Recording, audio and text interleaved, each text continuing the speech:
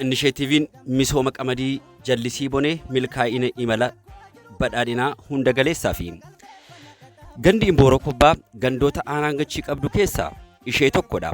Hojiiwwan garagaraa ganda kana keessatti hojjetamaa jiran keessaa inni tokko hojii inisheetiivii misooma qamadii isa tokkodha.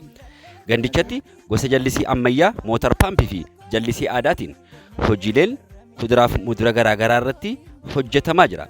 Kanneen keessaa tokko hojii jallisii ammayyaatiin hojii inisheetiivii misooma qamadii jallisii boneetiin ooyiruu qonnaan bulaa irratti kilaasteraan faca'ee misoomaa jiru sadarkaa abdii qabeessarra jira jechuun ni danda'ama.